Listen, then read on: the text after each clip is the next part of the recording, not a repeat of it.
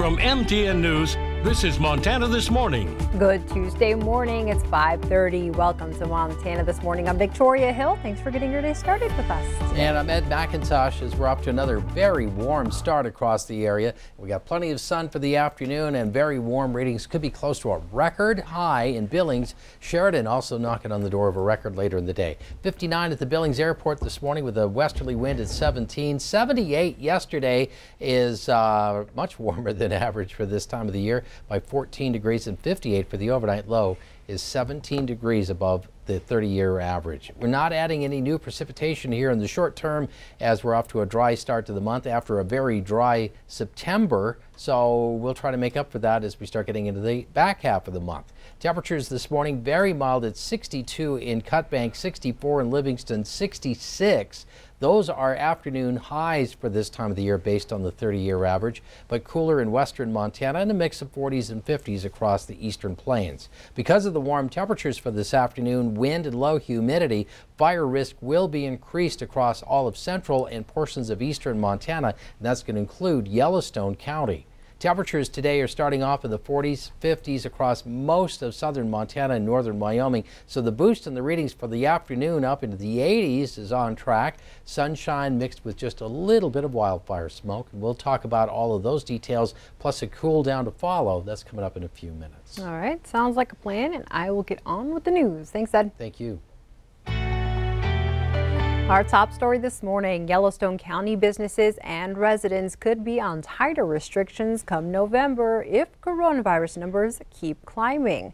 The county's current positivity rate is 36 infections per 100,000 residents. Health Officer John Felton says if that number reaches 40 by October 31st, he's bringing back restrictions on November 2nd. That means limiting gatherings to 25 people, excluding schools. Restaurants, bars, and churches would be forced to operate at quarter capacity. And if a facility serves alcohol, they would have to close by 10 p.m. Felton says these measures can be avoided if the community steps up. Montanans have a strong sense of personal responsibility. This is our chance to prove that we care enough about the people in our community to be personally responsible for slowing the transmission of COVID-19. If we succeed together, we all enjoy the benefits of open businesses, open schools, and healthy family and friends. If we fail together, then all of us will suffer the effects of increased restrictions, more sickness, and more deaths. Felton says the elevated restrictions would go into effect immediately if the infection rate was 50 out of 100,000. Meanwhile, after a canceled season, the Billings Mustangs are getting almost $500,000 in COVID relief funds. Governor Steve Bullock was in town yesterday and toured Dealer Park to see how the team would put that money to use. Mustangs officials say the funds will pay their rent to the city and cover maintenance costs. It's been a rough year for the baseball team, but officials are optimistic for the future. The combination of MLB doing contraction and the uncertainty that breeds together with COVID-19 could have put the Mustangs out of business for good. And because of the state, I'm proud to be able to say to you all today that the Billings Mustangs will 100% definitely be playing next year in Dealer Park right here. No questions asked. Heller said he believes Major League Baseball will reach a deal with minor league teams by the end of this year. And now in national news, President Trump is back in the White House this morning after a stay at Walter Reed Medical Center. Still receiving treatments for the coronavirus, the president says he feels better than he has in 20 years. CBS's Naomi Ruckham has the latest. President Trump walked out of Walter Reed Medical Center Monday evening, 3 days after being hospitalized with the coronavirus. You think you might be a super spreader, Mr. President? The commander-in-chief then took a helicopter back to the White House, where he'll continue receiving treatment. And one thing that's for certain, don't let it dominate you.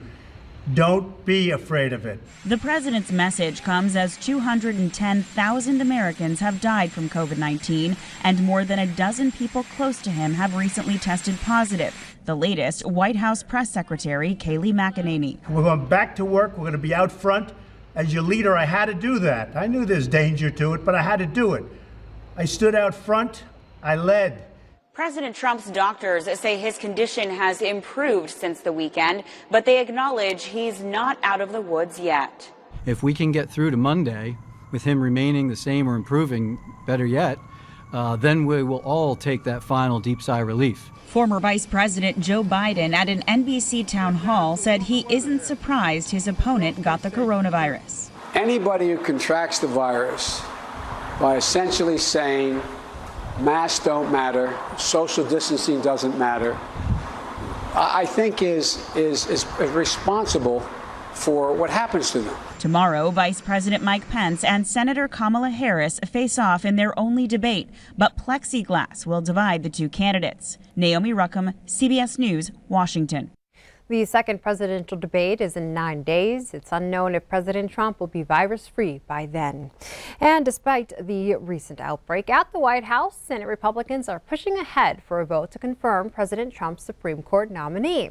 3 GOP senators who attended Judge Amy Coney Barrett's nomination now have the virus. Several others are quarantined at home. However, Senate leaders say they will make special arrangements so sick lawmakers can vote. Also making headlines this morning, people who never got a stimulus check now have more time to try to get one.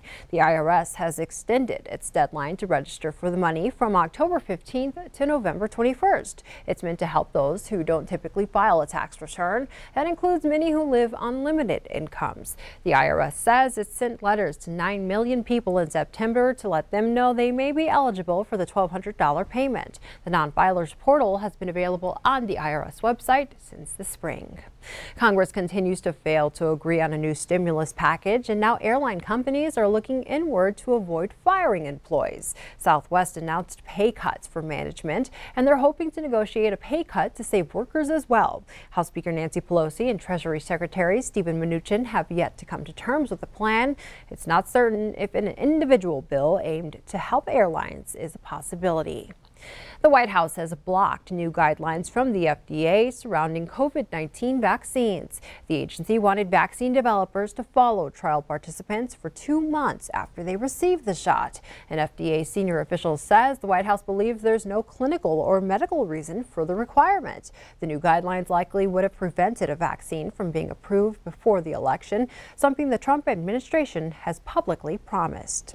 Late last night, a Texas police officer was arrested and charged with murder for shooting an unarmed black man over the weekend. Sean Lucas is now out on $1 million bond. He was responding to a call about a possible fight on Saturday and made contact with 31-year-old Jonathan Price. Police say Lucas tried to detain Price, but he resisted and started walking away. Lucas first used his taser, then shot the victim.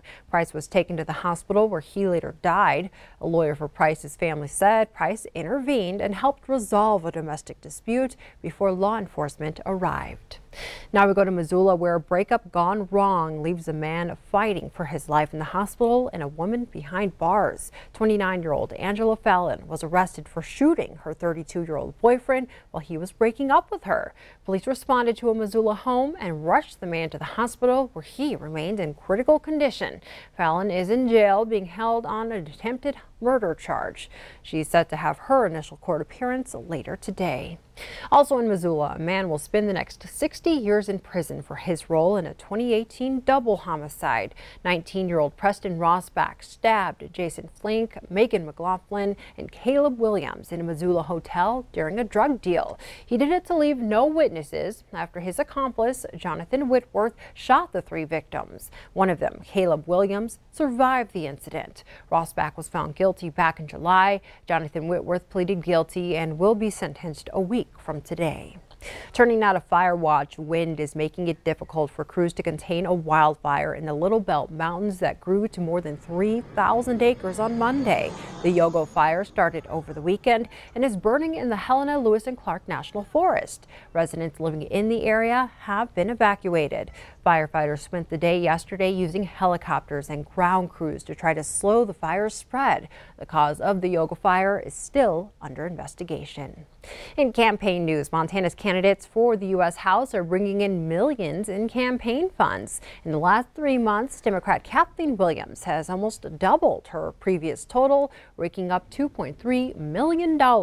Williams has raised a total of almost $5 million, which is big money for a U.S. House contest in Montana. Republican Matt Rosendale hasn't released his fundraising total for the last 3 months. However, he had raised almost $2 million through the end of July. Big money is also pouring in for the campaign over marijuana legalization. New Approach Montana, the group behind two 2020 ballot initiatives looking to legalize marijuana, raised almost $2 million last month alone. One of the main opposition groups, Wrong for Montana, took in just $78,000. The legalization effort also gained the support of several conservation groups who say the tax revenue the state would bring in would do wonders for public lands. But some argue it's still not worth it.